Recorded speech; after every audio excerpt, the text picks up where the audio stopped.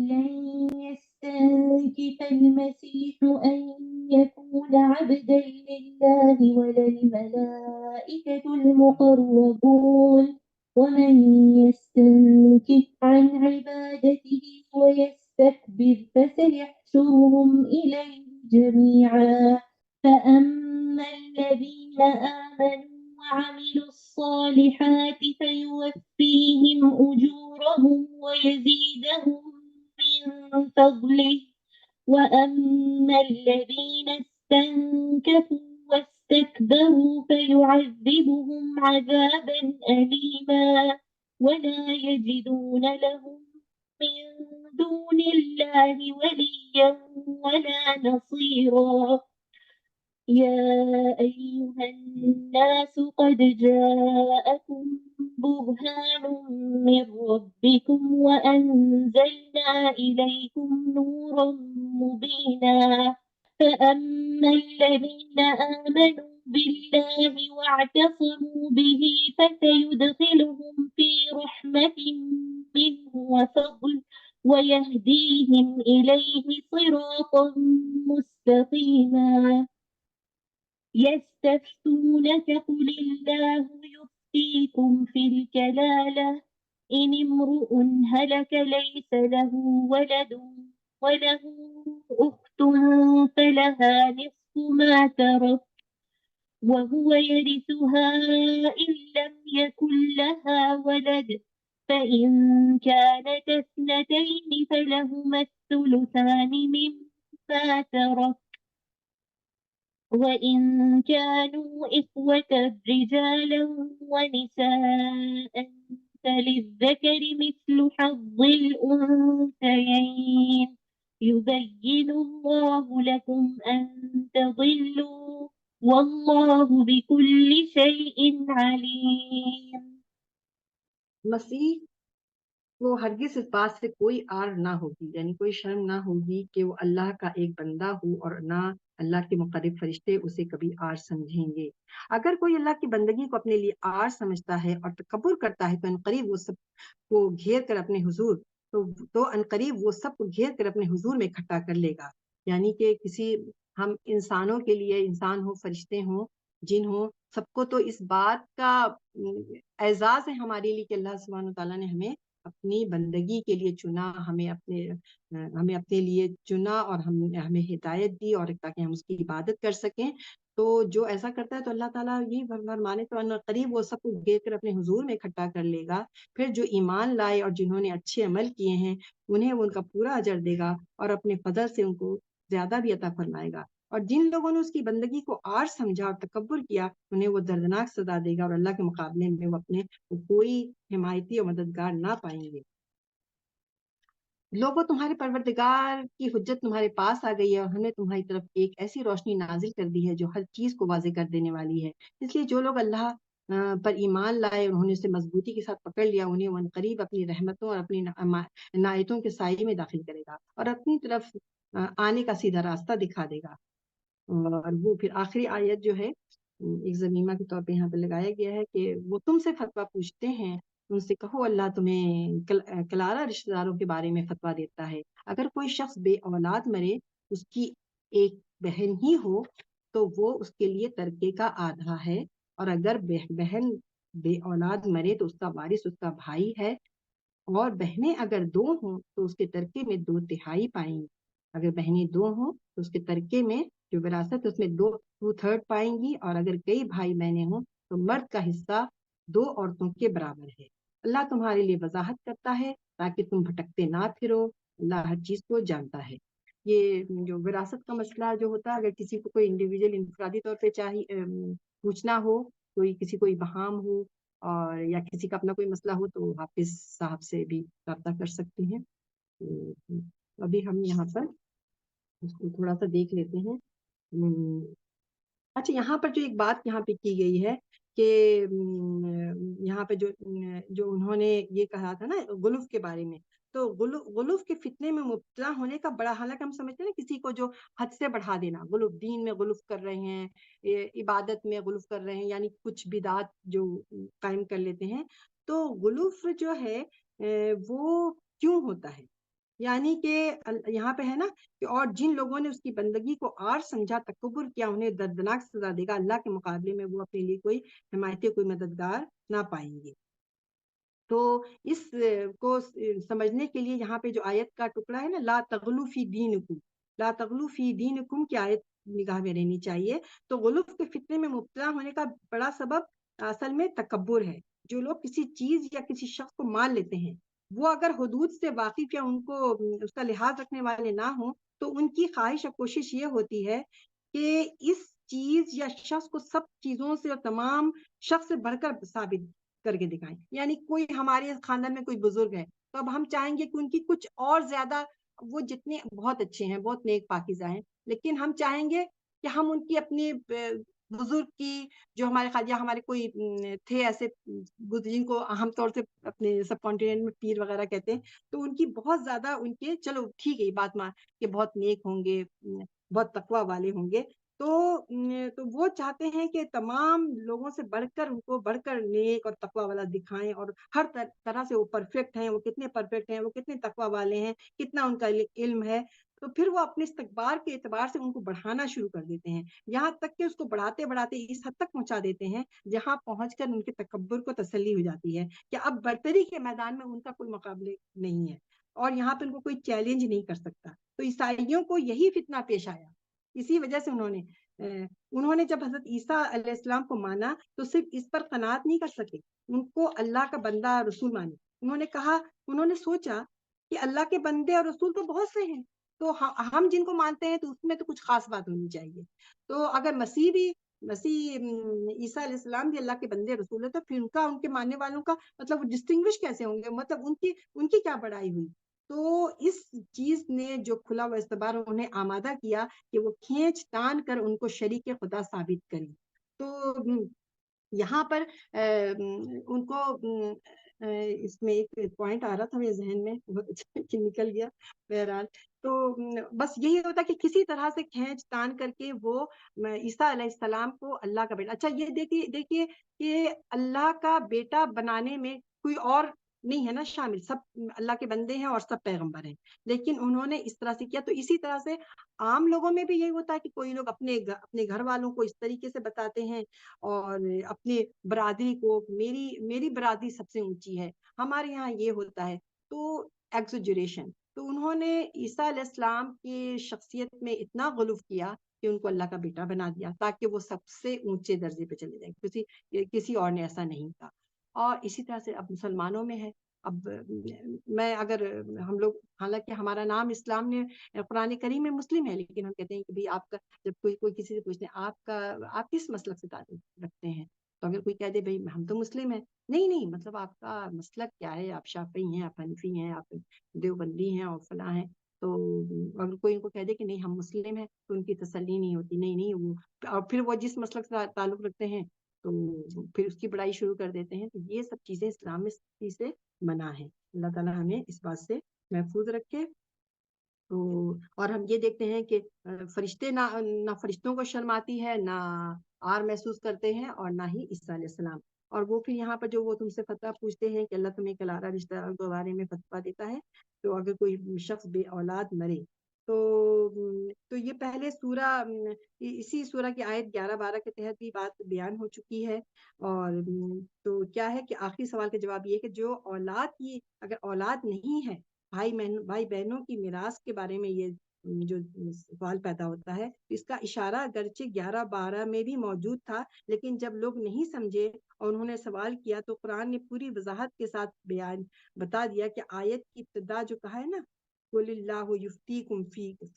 الْكَلَالَةِ، یہ الفاظ سے ہوئی، اس میں غور کریں تو وہی ہے جیسے کہ اللہ تعالیٰ یوصیکم اللہ فی اولادکم، وہاں وصیت میت کے وارث اولاد کے بارے میں ہے، یہاں فتویٰ میت کے وارث کلالہ رشتہ داروں کے بارے میں ہے۔ لفظ کلالہ پر الف لام میم دلیل ہے کہ لفظ کلالہ وارثوں میں سے کچھ مخصوص اقربا سے متعلق ہے۔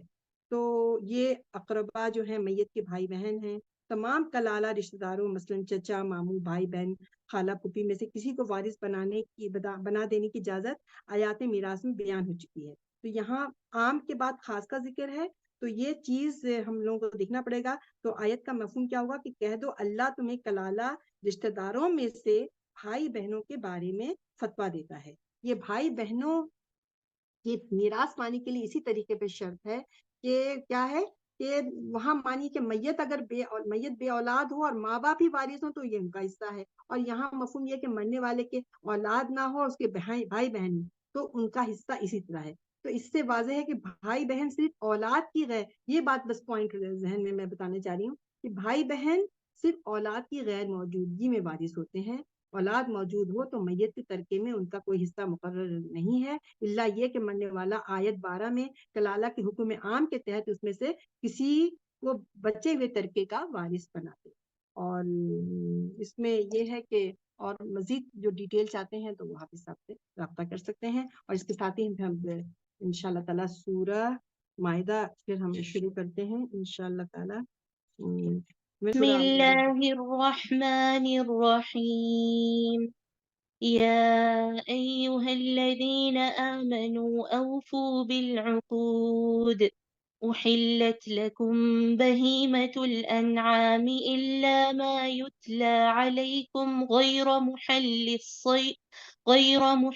الصيد وأنتم حرم. إن الله يحكم ما يريد.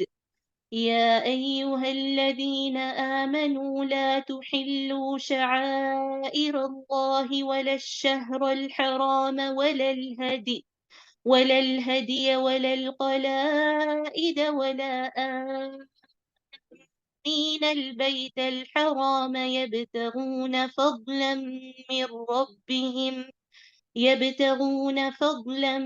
من ربهم ورضوانا.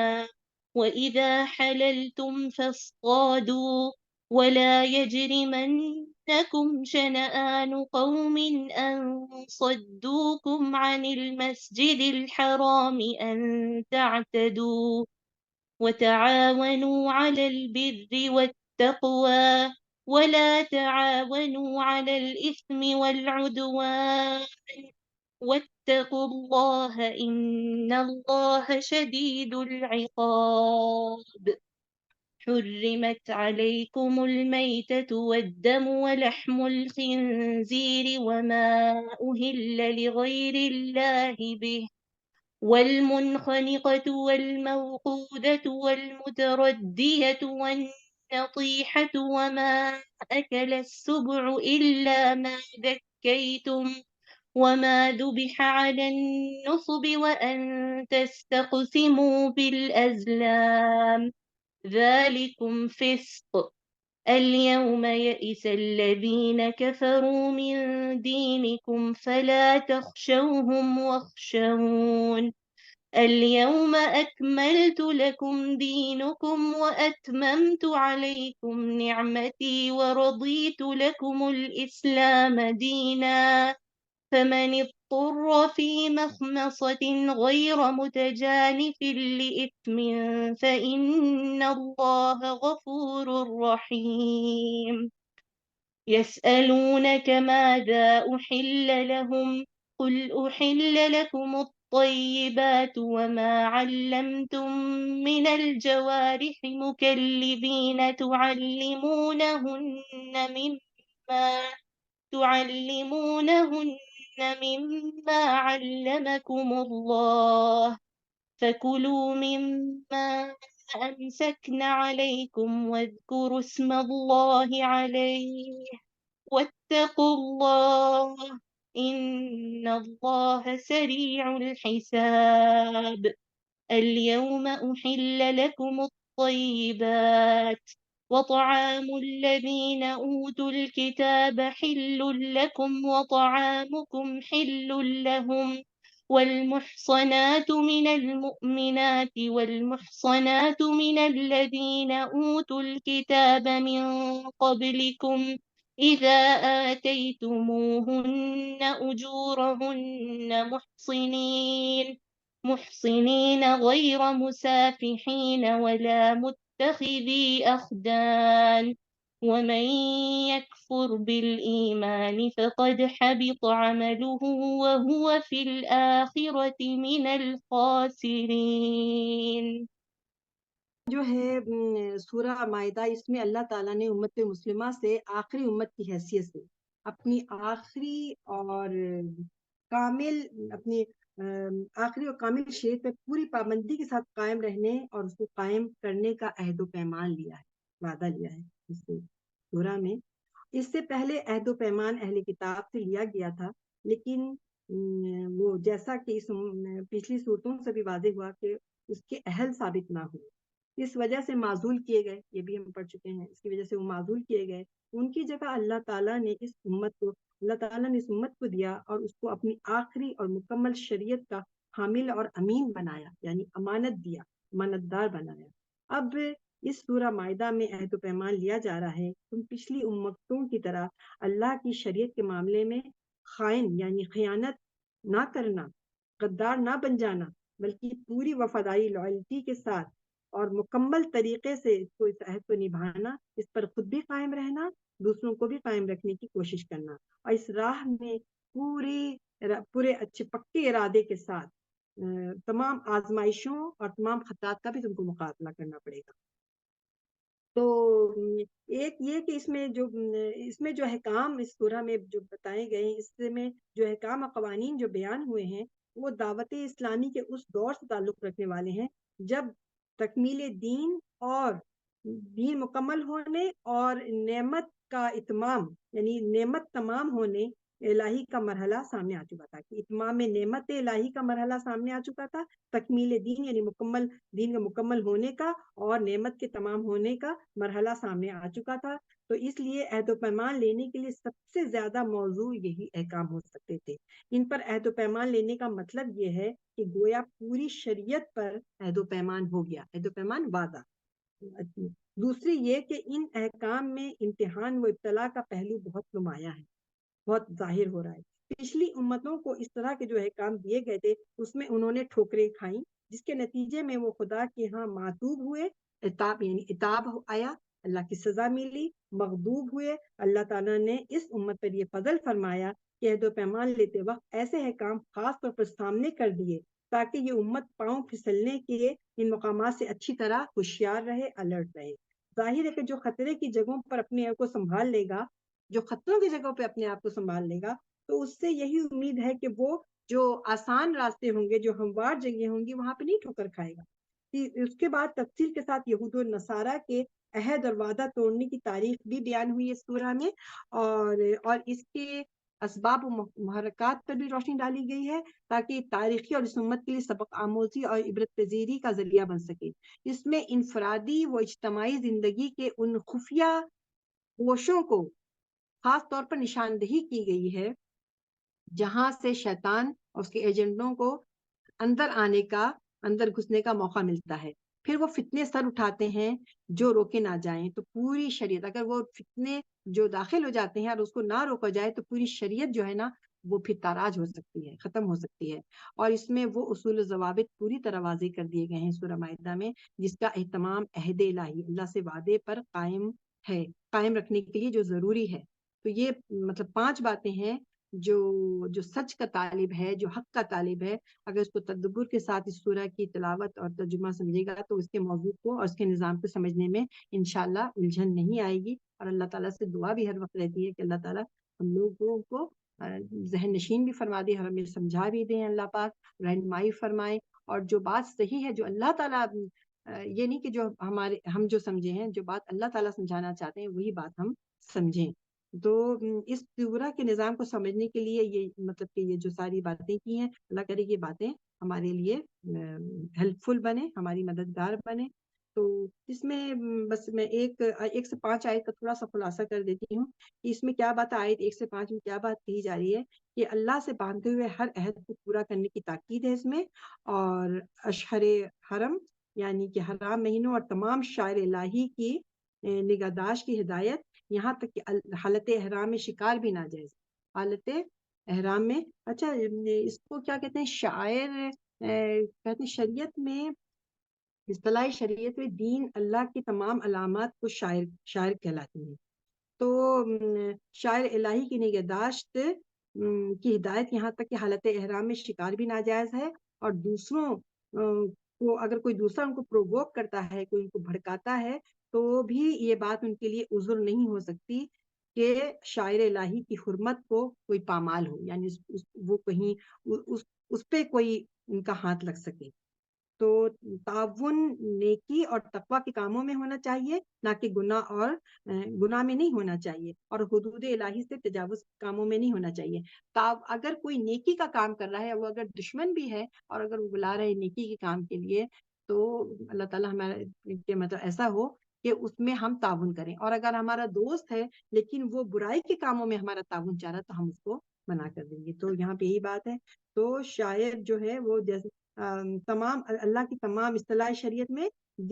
شاعر کو کہتے ہیں جو اللہ کی تمام علامات شاعر کہلاتی ہیں، جیسے نماز، روزہ، زکوٰۃ، حج، اذان، اقامت اور جہاد فی سبیل اللہ وغیرہ۔ تو میں تھوڑا سا پھر ترجمہ پڑھتی ہوں انشاءاللہ تعالیٰ۔ 5 آیت تک تلاوت ہو چکی ہے، تو اب ہم تھوڑا سا ترجمہ بھی پڑھتے ہیں انشاءاللہ تعالیٰ۔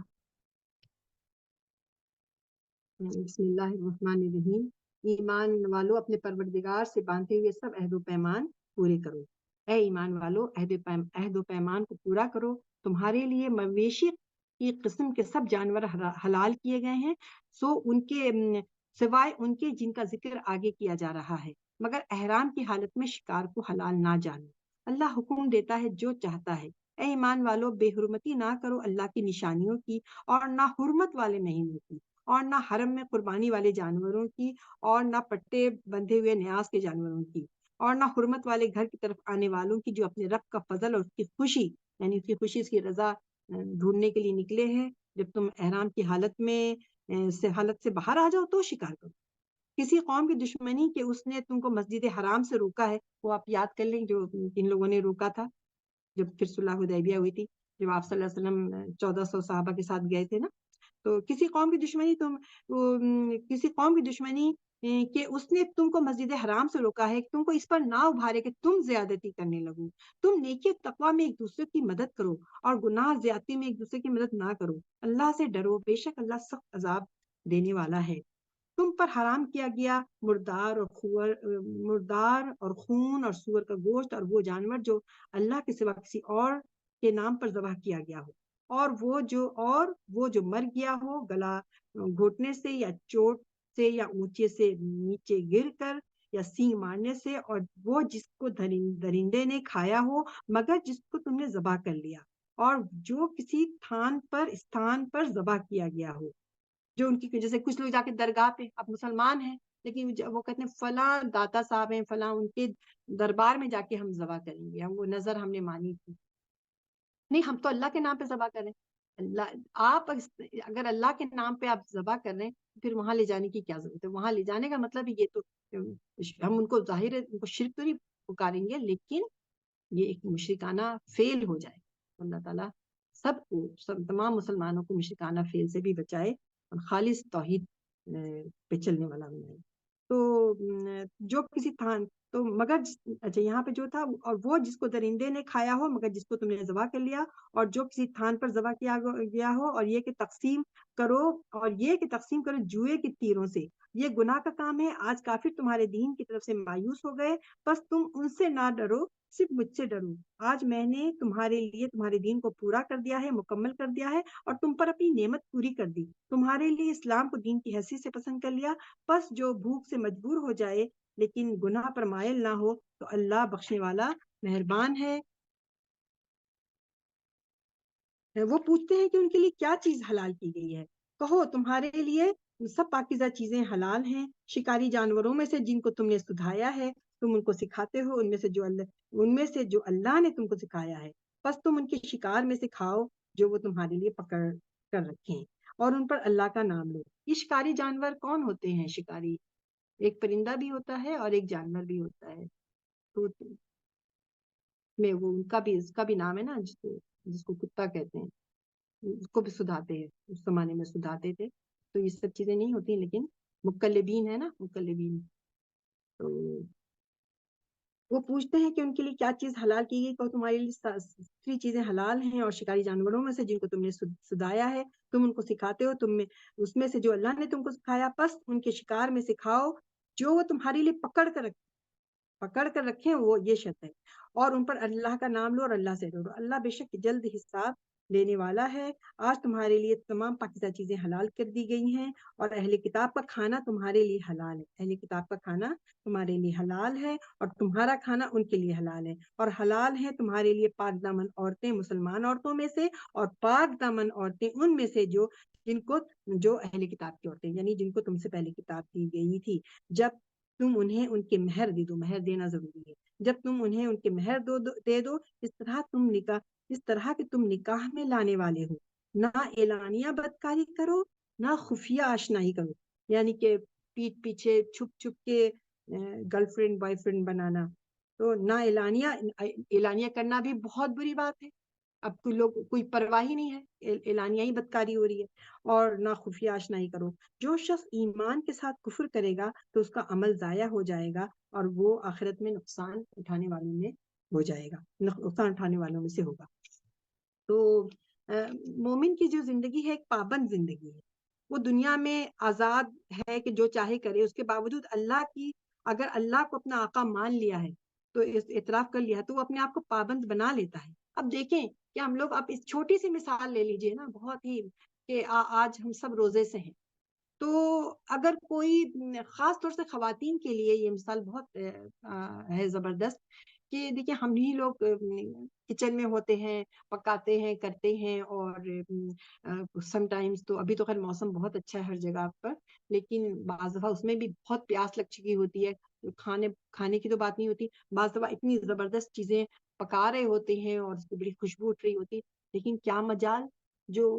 کوئی خاتون رکھ سکیں، تو اپنے روزے کے معاملے میں ہم سب لوگ وہمی ہونے کی حد تک وہ رہتے ہیں کہ بھئی بعض بات کچھ خواتین پوچھتی ہیں کہ وہ تھوک نکل لینے سے تو روزہ نہیں ٹوٹ جاتا، تو بڑی اچھی بات ہے نا کہ اپنے رب، یعنی کہ اسے کیا پتا چل رہا ہے کہ ہمیں پتا ہے کہ ہمارا رب ہمیں دیکھ رہا ہے، کوئی بھی نہیں ہے گھر میں، بچے بھی نہیں ہیں یا اپنے اپنے کمروں میں ہیں، تو لیکن کوئی بھی نہیں ہے، لیکن ہم چاہے تو جو کھا لیں پی لیں اور لوگوں کو یہ باور کرائے کہ ہم تو روزے سے ہیں، تو ہم کس کو دھوکہ دے رہے ہیں؟ اپنے آپ کو دھوکہ دے رہے ہیں، لیکن ایسا کوئی نہیں کرتا۔ تو پھر یہ بات ہے اس میں، یہاں پر تو اپنے آپ کو خود ہی پابند بنا لیتا ہے، وہ اپنے آپ کو از خود عہد کی رسی میں باندھ لیتا ہے، اللہ کا معاملہ ہو یا بندوں کا معاملہ ہو۔ تو لیکن ہم لوگ اس کے بارے میں، یعنی کہ عبادات کی حد تک تو ہم لوگ بہت اس میں وہمی بھی ہوتے ہیں، بڑے الرٹ ہوتے ہیں، بڑے احتیاط پسندی بھی کرتے ہیں، لیکن معاملات میں آ کر کے ہماری بات بھی ہوتی، جب معاملات ہوتے ہیں تب پھر ساری سب چیزیں حلال کر لیتے ہیں، جو اتنی ہم لوگ اس چیز میں احتیاط برت رہے ہوتے ہیں، نماز میں میرا وضو صحیح ہوا کہ نہیں ہوا، نماز میں سجدہ سہو، اب تو میں یہ بھول گئی تھی، ہاں بعض وقت بھول تو اللہ تعالیٰ معاف کر دیتے ہیں، لیکن اس میں بھی اللہ تعالیٰ نے اتنا زبردست ہمارے لیے یہ رکھا ہے کہ اس میں یعنی سجدہ صاحب رکھ دیا ہے کہ اگر آپ بھول چوک ہو گئی ہے آپ سجدہ صاحب کر لیں، اور پھر بالکل پریشان ہونا چھوڑ دیں۔ کچھ لوگ پھر بھی پریشان رہتے، سجدہ صاحب کر لیتے ہیں تو بھی پریشان رہتے، تو میں نے ایک اسکالر کو یہ بھی سنا کہتے ہیں پھر تو یہ تو پھر شیطانی وسوسہ ہے، پھر تو شیطانی وسوسہ ہے کہ آپ سجدہ صاحب کر کے بھی آپ جو ہے وہ آپ کو اطمینان نہیں ہو رہا، جب اللہ تعالیٰ نے ایک چیز کیونکہ اللہ سبحانہ و تعالیٰ جو ہے، آپ نے سورہ بقرہ میں پڑھا، اللہ سبحانہ و تعالیٰ نہیں چاہتے ہیں کہ میرا بندہ جو ہے وہ رہے، وہمی رہے اور گلٹ فیلنگ میں رہے، اور یا اگر اس کو کوئی اس سے گناہ ہو گیا ہے تو گناہ کی ہی تکلیف میں رہے، گناہ کر کے اب میں گناہ گار ہوں، میں مجرم ہوں۔ اللہ تعالیٰ نے کیا کہا ہے؟ اگر تم نے گناہ کیا ہے توبہ استغفار کرو، دن رات کرو، اور جب تک زندہ ہو تب تک تم یہ توبہ استغفار کرتے رہو، اور اگر کسی کا معاملہ اللہ کا نہیں ہے بندوں کا ہے تو پھر جس کا جو حق ہے اس کو دو، اگر تم نے کسی کی غیبت کی، برائی کی، مذاق اڑایا تو پھر انہی محفلوں میں اس کی بڑائیاں بیان کرو، اس کو تحفے تحائف دو، اور اس طرح سے مطلب یہ، اور کثرت سے اس کے لیے استغفار کرو، توبہ استغفار اپنے لیے بھی کرو، تو انشاءاللہ امید ہے، انشاءاللہ اللہ تعالیٰ جو چاہیں وہ ہوتا ہے، تو پھر امید ہے کہ انشاءاللہ اللہ تعالیٰ معاف پر بھی فرما دیں گے۔ تو مومن کی زندگی جو ہے نا وہ اپنے اوپر خود ہی یہ پابندی کرتا ہے، پابندی لگاتا ہے، ورنہ دنیا میں تو اللہ تعالیٰ نے ہمیں ارادے اور عمل کی آزادی کے ساتھ ہمیں دنیا میں بھیج دیا ہے، اللہ تعالیٰ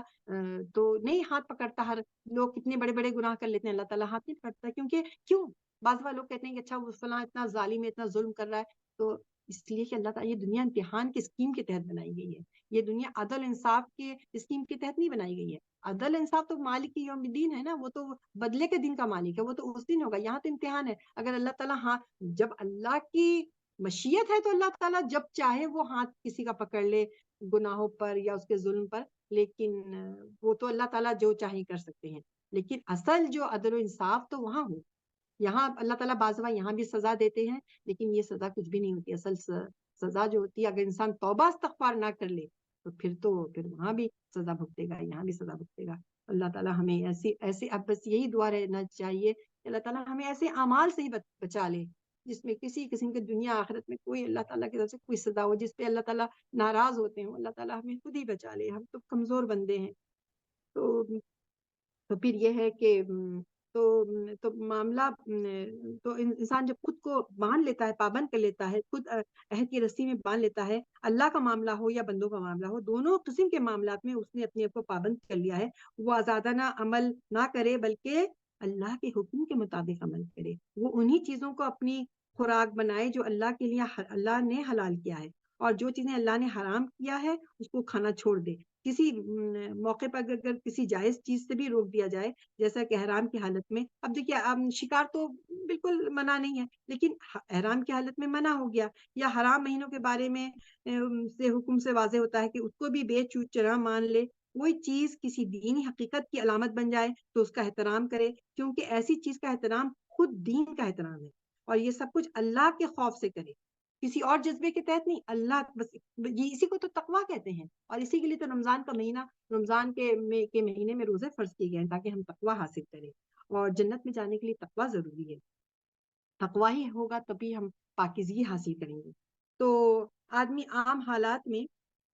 اللہ کے حکم پر عمل کرتا ہے، مگر جب کوئی غیر معمولی حالت پیدا ہوتی ہے تو وہ بدل کر دوسرا انسان بن جاتا ہے۔ تو اللہ سے ڈرنے والا کبھی کبھی ایسا ہوتا ہے کہ یکایک اللہ سے بے خوف کھڑا ہو جاتا ہے، بے خوف بن کر کھڑا ہوتا ہے۔ تو یہ وہ موقع ہوتا ہے جب کسی کی ایسا کب ہوتا ہے جب کسی کی مخالفانہ حرکت جو ہے نا اس کو غصہ دلا دیتی ہے، اس کو مشتعل کر دیتی ہے۔ تو ایسے موقع پر بھی اللہ تعالیٰ کا کیا ہے کہ ایسے موقع پر بھی آدمی انصاف کی حدوں کو جب بھول جاتا ہے تو یہ اللہ کے نزدیک جائز نہیں۔ تو یہاں تک کہ اس وقت بھی نہیں جبکہ مسجد حرام کی زیارت جیسے پاک کام کے لیے کسی نے اس کو روکا ہو، تو کتنا بڑا ظلم کیا ہے نا، اس نے اس پہ ظلم کیا۔ تو کوئی شخص اس قسم کی ظالمانہ کارروائی کرنے کے لیے اٹھے تو کچھ لوگ اس کا ساتھ دینے لگے، تو یہ گناہ کی راہ میں کسی کی مدد کرنا ہوگا۔ جبکہ اللہ سے ڈرنے والوں کا کیا ہونا چاہیے طریقہ، کہ وہ صرف نیکی کے کاموں میں دوسروں کی مدد کرے۔ جو شخص حق پر ہو اس کا ساتھ دینا،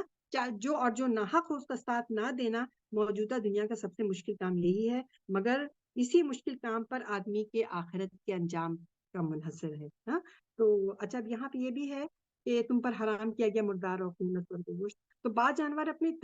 طبی اور اخلاقی نقصانات کی وجہ سے اس قابل نہیں کہ انسان ان کو اپنی خوراک بنائے۔ خنزیر کو اللہ تعالیٰ نے اسی سبب سے حرام قرار دیا۔ اچھا اس زمانے میں اور دوسرے جانوروں کو بھی نہیں ہے، بہت سارے اور بھی جانور ہیں جو حرام ہیں، لیکن کیونکہ خنزیر کے معاملے میں کیونکہ عیسائی بھی کھاتے تھے، اور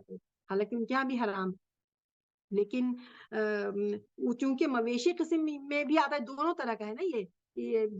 درندوں میں بھی آتا ہے، مویشی قسم میں بھی آتا ہے، تو کچھ لوگوں کو کچھ تھوڑا سا ڈاؤٹ تھا۔ تو اللہ تعالیٰ نے بالکل جو چیزیں حرام ہوتی ہیں ان کو اللہ تعالیٰ پن پوائنٹ کر کے بالکل واضح طور پر کوئی ابہام نہیں چھوڑتے اللہ تعالیٰ۔ تو اللہ تعالیٰ نے فوراً پن پوائنٹ کر کے بتا دیا، خنزیر کو بھی نام لے کر بتایا۔ تو اللہ تعالیٰ نے اسی سبب سے حرام کیا۔ اسی طرح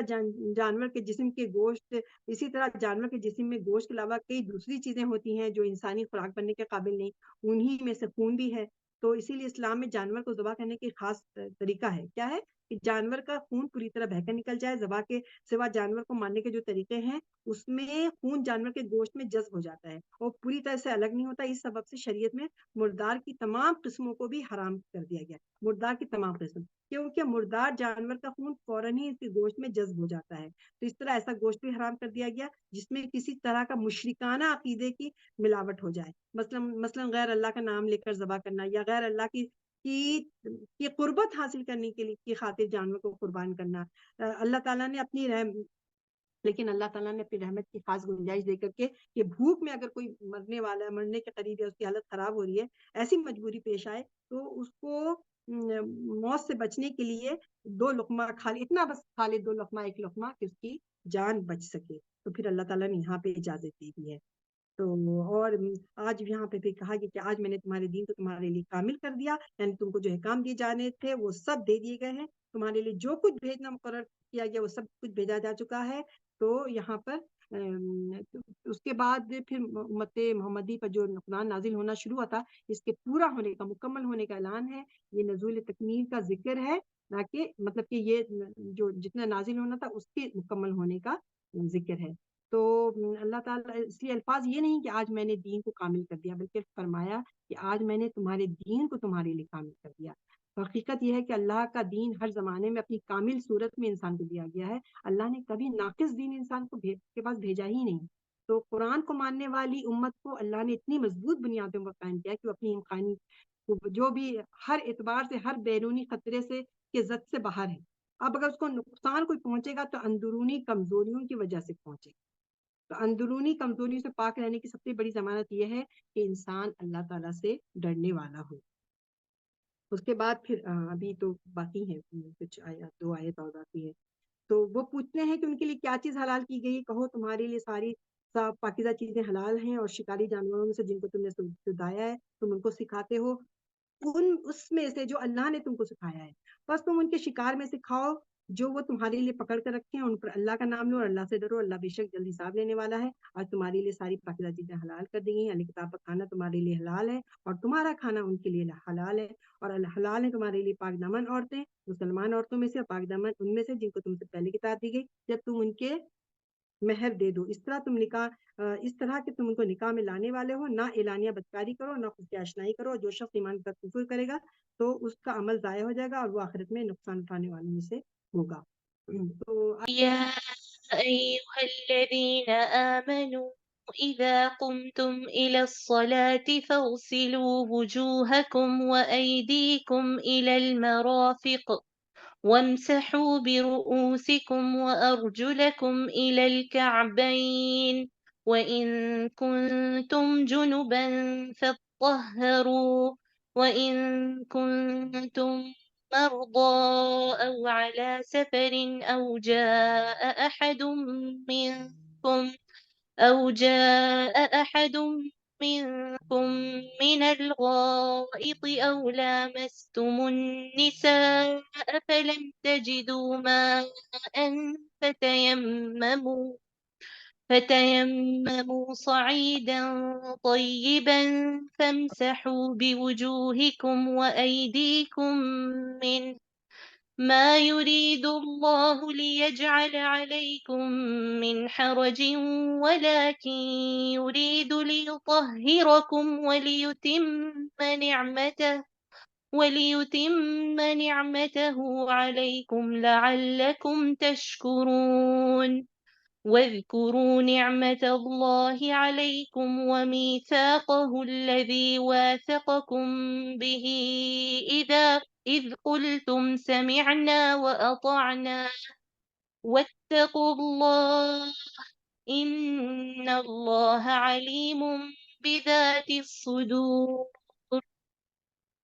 يا أيها الذين آمنوا كونوا قوامين لله شهداء بالقسط ولا يجرمنكم شنآن قوم على ألا تعدلوا اعدلوا هو أقرب للتقوى واتقوا الله إن الله خبير بما تعملون وعد الله الذين آمنوا وعملوا الصالحات لهم مغفرة وأجر عظيم والذين كفروا وكذبوا بآياتنا أولئك أصحاب الجحيم يا أيها الذين آمنوا اذكروا نعمة الله عليكم إذ هم قوم أن يبسطوا إليكم أيديهم فكف أيديهم عنكم واتقوا الله وعلى الله فليتوكل المؤمنون الرحیم۔ ایمان والو، یہی پاکیزگی خدا کے حضور میں آنے کے لیے بھی چاہیے، لہٰذا جب تم نماز کے لیے اٹھو، اے لوگ، اے ایمان والو، جب تم نماز کے لیے اٹھو، یہ پاکیزگی کی بات ہو رہی تھی نا، تو ایمان والو یہی پاکیزگی اللہ کے حضور میں آنے کے لیے بھی چاہیے، لہٰذا جب تم نماز کے لیے اٹھو تو اپنے منہ اور ہاتھ انگلیوں تک دھو لو، سروں کا مسح کرو اور ٹخنوں تک پاؤں بھی دھو لو، اور جنابت کی حالت میں ہو تو نہا کر پاک ہو جاؤ۔ اور اگر کبھی ایسا ہو کہ تم بیمار ہو یا سفر میں ہو، یا تم میں سے کوئی رفع حاجت کر کے آئے، یا عورتوں سے مباشرت کی ہو اور تم کو پانی نہ ملے، تو کوئی پاک جگہ دیکھو، اس سے اپنے چہروں اور ہاتھوں کا مسح کر لو۔ اللہ تم پر تنگی نہیں ڈالنا چاہتا ہے، کتنی پیاری بات ہے، اللہ تعالیٰ تم پر کوئی تنگی نہیں ڈالنا چاہتا، لیکن یہ ضرور چاہتا ہے کہ تمہیں پاکیزہ بنائے، کیونکہ پاکیزگی کی بات بار بار آتی ہے، لیکن یہ ضرور چاہتا ہے کہ تمہیں پاکیزہ بنائے، اس لیے وضو اور غسل کا پابند بناتا ہے، اور چاہتا ہے کہ اپنی نعمت تم پر تمام کر دے، اس لیے پھر مجبوری حالت میں تیمم کی اجازت دیتا ہے تاکہ تم اس کے شکر گزار ہو جاؤ۔ تو یہاں پر یہ نماز کے لیے جو ہے، یہ نماز کے لیے وضو کا طریقہ بتایا کہ پہلے منہ دھویا جائے، پھر کہنیوں تک ہاتھ دھوئے جائیں، پھر پورے سر کا مسح کیا جائے، اس کے بعد پاؤں دھو لیے جائیں۔ پورے سر کا مسح اس لیے ضروری ہے، اس حکم کے لیے آیت میں وَامْسَحُوا بِرُؤُوسِکُم کے الفاظ آئے ہیں، اور جو عربی جانتے ہیں تو وہ اس سے باک کی وجہ سے وہ سمجھ جاتے ہیں کہ یہ پورے احاطے پر دلیل ہوتی ہے۔ اسی طرح پاؤں کا حکم اگرچہ بظاہر خیال ہوتا ہے کہ وَامْسَحُوا کے تحت آ رہا ہے، مسح کے تحت میں، لیکن ارجلکم جو ہے عربی جاننے والے جو ہیں وہ سمجھتے ہیں، یہ پوری قطعیت کے ساتھ فیصلہ کر دیتے ہیں کہ یہ ایدیکم کے ساتھ ہے، اس لیے یہ جو ہے پاؤں کو بھی دھونا ضروری ہے۔ اور تیمم میں دیکھ لیں کہ جہاں مسح کا حکم دیا گیا ہے وہاں المرافق کی قید اسی بنا پر ختم کر دی گئی ہے، اس لیے پاؤں لازماً دھوئے جائیں گے۔ آیت میں ان کا ذکر محض اس وجہ سے مؤخر کیا گیا کہ وضو میں اعضاء کی ترتیب سے متعلق کوئی غلط فہمی، مس انڈرسٹینڈنگ نہ ہو۔ تو اچھا، اس میں پھر جو آیا ہے کہ جنابت میں ہو، اگر جنابت کی حالت میں ہو تو نہا کر پاک ہو جاؤ، تو اس سے واضح ہے کہ جنابت کے بعد غسل ضروری ہے، اس کے بغیر نماز نہیں پڑھی جا سکتی۔ اس غسل کے لیے فَطَّہَّرُوا، اور اس سے پہلے سورہ نساء کی آیت 43 میں تغتسلوا کے الفاظ آئے، غسل کا لو، یہ الفاظ تقاضا کرتے ہیں کہ جنابت کا یہ غسل پورے اہتمام کے ساتھ کیا جائے۔ تو اچھا، پھر اس کے بعد آگے ہے کہ جو یہ آیا ہے اوجا احد منکم من الغائط، تو لفظ غائط جو ہے عربی زبان میں نشیبی زمین کے لیے آتا ہے، یہاں رفع حاجت سے یہ مطلب کنایا اشارتاً یہ بات کی جا رہی ہے، اشارہ کنائے میں بات ہوتی ہے، کیونکہ قرآن کریم جو ہے کچھ چیزوں میں جو شرم و حیا کی بات ہوتی ہے اس کو اس طرح خوبصورتی سے بیان ہوتا ہے قرآن کریم میں، اللہ تعالیٰ کے ارشادات ایسے ہوتے ہیں کہ بات بھی پوری واضح اور سمجھ میں آ جاتی ہے، اور وہ بالکل، اور شرم و لحاظ کا بھی اپنے اسٹینڈرڈ اپنا قائم رہتا ہے۔ تو اس کے بعد تو اسی وجہ سے مطلب اس زمانے میں جیسا تھا نا باتھ روم وغیرہ کا طریقہ، تو دیہاتی زندگی میں لوگ اس مقصد کے لیے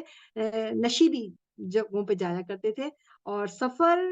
مرض یا پانی کی اگر پانی نہیں ہے یا کم ہے تو اس صورت میں اگر وضو اور غسل دونوں مشکل ہو جائیں تو اللہ تعالیٰ نے اجازت دے دی کہ آدمی تیمم کر سکتا ہے۔ بعض والوں کہتے ہیں کہ وضو کا قائم مقام تیمم ہے، لیکن اگر غسل کی حاجت ہے، ایک عورت حیض و نفاس سے پاک ہوئی ہے، اس کا مطلب بیبی ہوا تھا اور وہ نماز سے پاک ہوئی ہے، اس کو نماز کا ٹائم آ گیا ہے، لیکن یا تو وہ بیمار ہے اور یا پھر پانی نہیں ہے، پانی ہے لیکن اتنا ہے کہ پینے ہی کے لیے ہے، یا ادھورا پانی ہے، اتنا نہیں ہو سکتا ہے، تو یا جنابت کی حالت ہے، تو ایسی صورت میں مطلب جبکہ اس پہ غسل فرض ہے تو اب کیا کرے؟ تیمم، اگر وضو نہیں ہوتا تو وہ صرف تیمم نہیں، کیا وضو نہیں ہوتا تو تیمم ہو سکتا تھا، لیکن اگر غسل کی حاجت ہے تب کیا کرے؟ یہ سوال پوچھتے ہیں، تب بھی وہی ہے، وہ تیمم ہی کرے گا، وہ بھی غسل کا قائم مقام ہے۔ اس کے لیے ایک بہت ہی ایک دلچسپ سی بات واقعہ ملتا ہے، پیارے رسول صلی اللہ علیہ وسلم کے زمانے میں ایک صحابی تھے، تو ان کو غسل کی حاجت کی، صحابی تھے، تو ان کو پتا تھا کہ تیمم کر سکتے ہیں وضو کی جگہ، تو انہوں نے کہا کہ اچھا اب تو مجھے تو ان کو کچھ احتلام ہو گیا تھا یا جو بھی تھا، ان کو غسل کی حاجت تھی، تو انہوں نے سوچا کہ تیمم کیسے ہو سکتا، تو انہوں نے مٹی میں وہ لوٹ گئے، مٹی میں اپنے آپ کو رول کر لیا، تو انہوں نے سمجھا کس طرح سے پورے جسم کو وہ مٹی میں وہ کر لیں گے تو یہ اس کی جگہ ہو جائے گا۔ پھر آپ صلی اللہ علیہ وسلم کو کے سامنے جب پوچھا انہوں نے तो फिर आप सल्लल्लाहु अलैहि वसल्लम शायद मुस्कुराए भी, तबस्सुम भी फरमाया और फिर बताया कि वही चीज़ काफ़ी है जो जिस तरह से आप वज़ू की जगह तयम्मुम करते हैं। तो क्योंकि अल्लाह ताला यहीं पे फरमा रहे हैं कि अल्लाह ताला तुम्हारे साथ आसानी चाहते हैं ना। और सूरह ताहा में भी अल्लाह ताला ने कुरान इसलिए नहीं नाज़िल किया कि तुम मुशक्क़त में पड़ जाओ। तो जहाँ-जहाँ कहीं पे भी मुशक्क़त में पड़ने का अंदेशा होता है, तो अल्लाह सुब्हान ताला वहाँ पे बहुत आसान कर देते हैं। आप नमाज़ को देख लीजिए कि फ़र्ज़ नमाज़ में क़ियाम ज़रूरी है, फ़र्ज़ है। लेकिन अगर किसी को ताकत नहीं है, कोई बीमार है या इस तरह से सवारी में बैठा हुआ है, तो फिर क्या होता है? तो फिर ये है कि उसको इजाज़त है कि वो जिस तरह से आसानी हो नमाज़ पढ़ ले। अगर कोई बीमार है, कोई खड़ा नहीं ऐसे सेहतमंद है, लेकिन खड़े होने में घुटने की तकलीफ़ है, कमर की तकलीफ़ है, गर्दन की तकलीफ़ है, तो फिर वो जिस तरह से चाहे वो उस हिसाब से नमाज़ पढ़ सकता है। तो क्योंकि अल्लाह सुब्हानहू तआला ये भी कहते हैं, अल्लाह ताला तुम्हारे साथ आसानी करना चाहता है। और फिर उसमें है कि अल्लाह ताला ने कुरान इसलिए नहीं नाज़िल किया कि तुम मुशक्कत में पड़ जाओ। अल्लाह ताला कभी नहीं चाहते। और हम लोगों के अंदर से ये एक हमारी ज़हनियत भी एक बनी होती है कि जब तक दीन में मुशक्कत नहीं है, तब तक दीन क्या है? दीन तो नाम में मुशक्कत है, जब तक हम कुछ तकलीफ़ें ना उठा लें, नहीं, ऐसा कुछ ही नहीं है। दीन बहुत आसान बनाया गया है, बहुत ही नेचुरल तरीके से। और जहाँ कहीं मुशक्कत आ जाती है, तो वहाँ अल्लाह ताला बहुत ज़्यादा आसानियाँ भी फरमा देते हैं। हर लिहाज़ से इस्तिस्ना कर देते हैं। वही बात है कि नमाज़ की आपको नमाज़ इतनी बड़ी चीज़ है, लेकिन और उसमें क़याम जो फ़र्ज़ नमाज़ में न क़याम शर्त है। लेकिन अगर नहीं कर सकते, ताकत नहीं है, बीमार है, कोई और वजह है जिसकी वजह से खड़ा होना, क़याम करना उसमें मुश्किल है, तो फिर ये है कि बैठ के या फिर जिस तरह से वो हो, तो वो कर सकता है। तो तो उसके बाद तो मुबाशरत के बाद गुस्ल जनाबत की जगह भी तयम्मुम किया जा सकता है। तो मर्ज़ और सफ़र की हालत में पानी मौजूद होते हुए भी आदमी तयम्मुम कर सकता है। मर्ज़ में वज़ू या गुस्ल से नुकसान का अगर खौफ है, तो इस वजह से ये रियायत फरमाई है। इसी तरह सफ़र में मुख्तलिफ हालतें ऐसी पेश आ सकती हैं कि आदमी को तयम्मुम ही पर क़नाअत करनी पड़े। मसलन ये कि पानी नायाब तो ना हो, लेकिन कम हो। अंदेशा हो कि अगर गुस्ल वग़ैरह के काम में लाया तो पीने के पानी कम हो जाएगा, या ये डर हो कि नहाने के एहतमाम में लगे तो काफ़िले के साथियों से बिछड़ जाएँगे, या रेल और जहाज़ का ऐसा सफ़र कि वुसूल करना शदीद ज़हमत का बाइस हो। तो ये बात तो है। चलो कोई कहेगा, कोई मज़ाक उड़ाने वाले, कोई गैर मुस्लिम या कोई, वैसे आजकल गैर मुस्लिम ऐसे कोई मज़ाक तो नहीं उड़ाते हैं आम तौर से, तो आम तौर से वल्लाहु आलम। तो उसमें शुबा नहीं कि तयम्मुम से भई क्या कैसे पाकीज़गी हासिल होती है, तयम्मुम या जिसको दीन का समझ ही नहीं है, तयम्मुम से तो कुछ भी नहीं होता है, ये क्या बात है? तो लेकिन असल तरीका तहारत की याददाश्त ज़हन में कायम रखने के पहलू से अहमियत है, ताकि हम अल्लाह के बारगाह में जा रहे हैं, तो हम उसके लिए तैयारी करके जा रहे हैं। तो नफ्सियाती तौर पर हमें एक पाकीज़गी, जब हम तयम्मुम कर लेते हैं, तो एकदम फ़ील होता है कि हम पाक साफ़ हो गए हैं। तो इस पहलू से इसकी इस्लाम हमारी नफ्सियाती चीज़ को भी बहुत ज़हन में रखता है। तो शरीयत में ये चीज़ का लिहाज़ रखा गया है कि जब असली सूरत में किसी हुक्म पर अमल करना मुमकिन नहीं हो, तो शबाहत वाली सूरत में उसकी याद बाकी रखी जाए। तो उसका फ़ायदा क्या होता है कि हालात मामूल पर आते ही तबीयत असली सूरत की तरफ पलटने के लिए आमादा हो जाती है। अल्हम्दुलिल्लाह मुझे पहले सफ़र में मैं ज़्यादातर तयम्मुम ही करती थी, हवाई जहाज़ के सफ़र में। तो वज़ू करके निकलती थी, सॉक्स पहन लेती थी, फिर भी अगर लंबा सफ़र होता था, काफ़ी 14 घंटे का, 18-20 घंटों का, तो फिर तो बाथरूम जाना ही पड़ता है 2 बार। तो फिर मैंने ये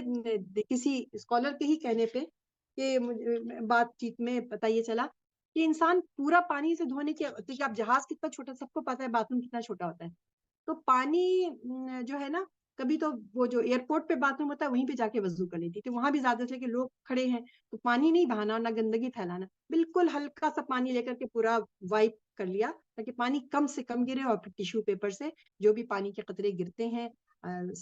वॉश बेसिन और फर्श पे, तो उसको खुद साफ कर लिया, ताकि किसी को ये लगे ये अच्छा ये मुसलमान है, ये वज़ू करते हैं, पानी गिराते हैं। तो मैंने देखा कि ये चीज़ मुझे काम आई कि कई दफ़ा के इसलिए कि सॉक्स तो पहने हुए हैं, वहाँ पे तो सिर्फ़ मसा करना है। तो फिर आसानी हुई, और मैंने जब अपनी पहला हज किया था, तो मुझे ये भी, जो मेरी जो ग्रुप लीडर थी, उन्होंने कहा एक पानी कम है, एक ही एक दफ़ा तुम्हें कुल्ली नहीं करना है, सिर्फ़ फेस धोना, फेस पे तुम हाथ भी नहीं धोना, फिर बस तुम पानी लो और तुम फेस को एक दफ़ा करो, और हाथ पे करो, दोनों हाथों पे, फिर मसा करो, और इस तरह एक-एक दफ़ा, 3 दफ़ा नहीं करना है, लेकिन पानी कम। उनके पास एक बड़ा-सा डब्बा था, उसमें इतनी पूरा ग्रुप था, सबको उन्होंने वज़ू करवाया। तो उस चीज़ ने भी मेरी रहनुमाई की। तो कभी-कभी मुझे ये रहनुमाई मुझे इस तरह से मिल जाती है कि वज़ू भी हो जाता है, और कभी बहुत ही मजबूरी है, तो फिर तयम्मुम से भी काम चलता है। तो अच्छा, आगे फिर हम तर्जुमा देखते हैं, अभी तक तो हमने थोड़ा ही सा किया है। तो अब यहाँ है कि हाँ, ये बात समझ में आ गई कि तयम्मुम का क्यों अल्लाह ताला ने रखा है, इसमें कितनी हिकमत है ना? तो अब ये आगे हम तर्जुमा देख लेते हैं। तो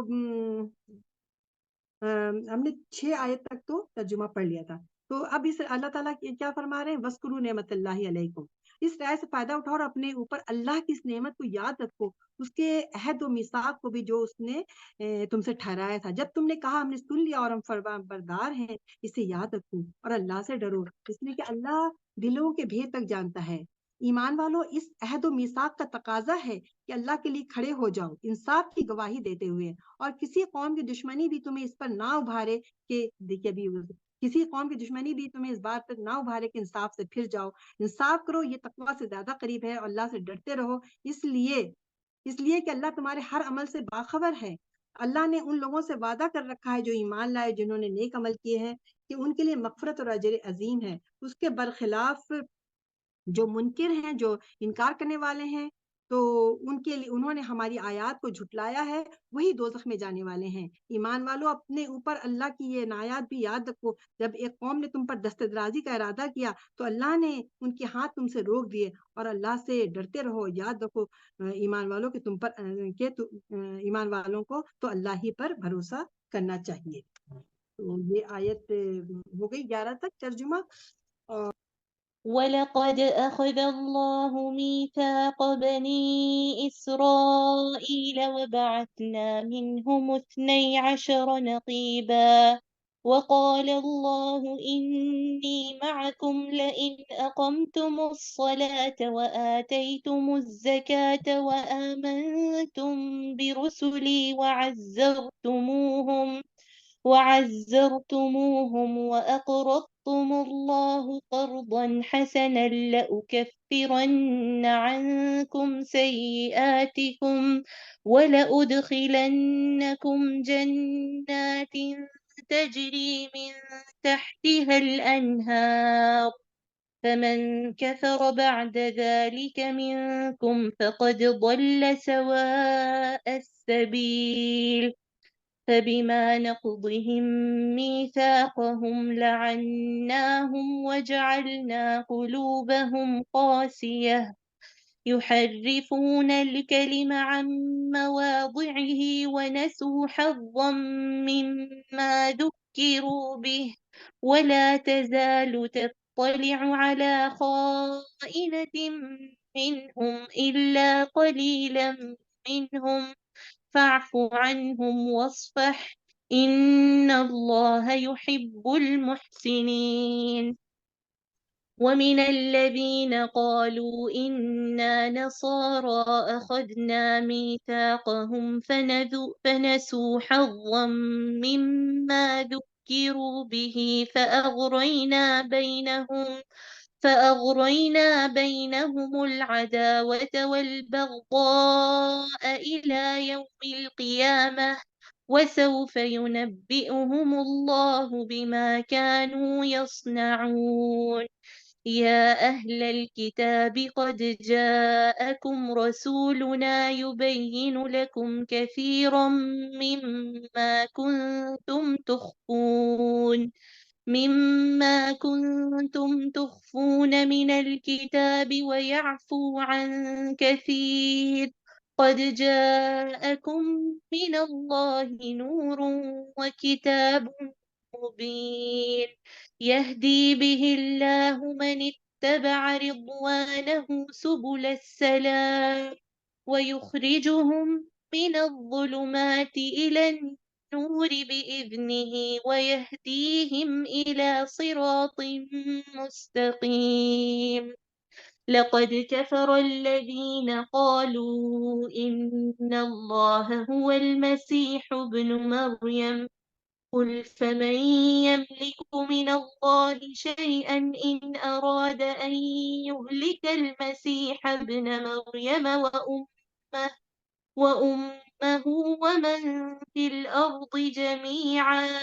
ولله ملك السماوات والأرض وما بينهما يخلق ما يشاء والله على كل شيء قدير. وقالت اليهود والنصارى نحن أبناء الله وأحباؤه، قل فلم يعذبكم بذنوبكم بل أنتم بشر ممن خلق يغفر لمن يشاء ويعذب من يشاء، ولله ملك السماوات والأرض وما بينهما وإليه المصير. يا أهل الكتاب قد جاءكم رسولنا يبين لكم على فترة من الرسل أن تقولوا ما جاءنا من بشير ولا نذير، فقد جاءكم بشير ونذير، والله على كل شيء قدير. اللہ نے اسی طرح بنی اسرائیل سے بھی عہد لیا تھا اور اس کی نگرانی کے لیے ہم نے ان میں سے 12 نقیب ان پر مقرر کیے تھے۔ اللہ نے ان سے وعدہ کیا تھا کہ میں تمہارے ساتھ رہوں گا اگر تم نے نماز کا اہتمام کیا اور زکوٰۃ ادا کی اور میرے رسولوں کو مانا اور ان کی مدد کی، اور اللہ اپنے پروردگار کو قرض دیتے رہو میرے تو اور ان کی مدد کی، اور اللہ اپنے پروردگار کو قرض دیتے رہے اچھا قرض، تو یقین رکھو تمہاری لغزشیں تم سے دور کر دوں گا، تمہیں ضرور ایسے باغوں میں داخل کر دوں گا جس کے نیچے نہریں بہتی ہوں گی۔ پھر اس عہد و میثاق کے بعد بھی جو تم سے منکر ہوں تو انہیں معلوم ہونا چاہیے کہ وہ سیدھی راہ سے بھٹک گئے ہیں، سو اپنے اس عہد کو توڑ دینے ہی کی وجہ سے ہم نے ان پر لعنت کی اور ان کے دل سخت کر دیے، اور اب ان کی حالت یہ ہے کہ یہ کلام کو اس کے موقع و محل سے ہٹا دیتے ہیں جس کے ذریعے سے انہیں یاد دہانی کی گئی تھی، اور اس کا ایک حصہ بھلا بیٹھے۔ یہ اسی کا نتیجہ ہے کہ آئے دن تم ان کی کسی نہ کسی خیانت کی خبر پاتے ہو، ان میں سے بہت تھوڑے ہیں جو ان چیزوں سے بچے ہوئے ہیں، ان میں سے اب تم سے کسی خیر کی توقع نہیں کر سکتے، سو معاف کر دو اے پیغمبر اور ان سے درگزر کرتے رہو، اس لیے کہ اللہ ان لوگوں کو پسند کرتا ہے جو احسان کا طریقہ اختیار کرتے ہیں۔ اس طرح ہم نے ان سے بھی عہد کر لیا جو کہتے ہیں ہم نصارہ ہیں، پھر جس چیز کے ذریعے انہیں یاد دہانی کی گئی ہاں تو ان کا وہ ایک حصہ وہ بھلا بھی بیٹھے، ہم نے قیامت تک کے لیے ان دونوں کے درمیان بغض و عداوت کی آگ بھڑکا دی، اب اسی میں جل رہے ہیں۔ اللہ ان قریب انہیں بتا دے گا کہ جو کچھ یہ کرتے رہے ہیں اور یہ اسی کا نتیجہ ہے کہ آئے دن تم ان کی اب ہمارا پیغمبر تمہارے پاس آ گیا ہے، جو کتاب الہی کی وہ بہت سی باتیں تمہارے لیے کھول رہا ہے جنہیں تم چھپاتے رہے ہو، اور بہت سی باتیں نظر انداز بھی کر رہا ہے، تمہارے پاس ہی اللہ کی طرف سے ایک روشنی آ گئی ہے، یعنی کہ ایسی کتاب جو دین و شریعت سے متعلق ہر چیز کو واضح کر دینے والی ہے، اس کے ذریعے اللہ ان لوگوں کو جو اس کی خوشنودی چاہتے ہیں سلامتی کی راہیں دکھاتا ہے، اور اپنی توفیق و عنایت سے انہیں اندھیروں سے نکال کر روشنی کی طرف لاتا ہے اور ایک سیدھی راہ کی طرف ان کی رہنمائی کرتا ہے۔ اس میں شبہ نہیں کہ ان لوگوں نے کفر کیا جنہوں نے کہا اللہ تو یہی مسیح ابن مریم ہے، ان سے پوچھو اللہ کے آگے کس کا کچھ چلتا ہے، اگر وہ چاہے کہ مسیح ابن مریم کو، اس کی ماں کو اور تمام زمین والوں کو ہلاک کر دے، اس کے فیصلوں پر کوئی اثر انداز نہیں ہو سکتا، اس لیے کہ زمین اور آسمان اور ان کے درمیان جو کچھ ہے اس کی بادشاہی ہی کے لیے ہے، جو کچھ چاہتا ہے پیدا کرتا ہے، اور اللہ ہر چیز پر قدرت رکھتا ہے۔ ان یہود و نصارہ کا دعویٰ ہے کہ ہم خدا کے بیٹے اور اس کے چہیتے ہیں، ان سے پوچھو پھر تمہارے گناہوں پر وہ تمہیں سزا کیوں دیتا رہا ہے؟ ہرگز نہیں، بلکہ تم بھی اس کے پیدا کیے ہوئے انسانوں میں سے ایک انسان ہی ہو، وہ تم سے جس کو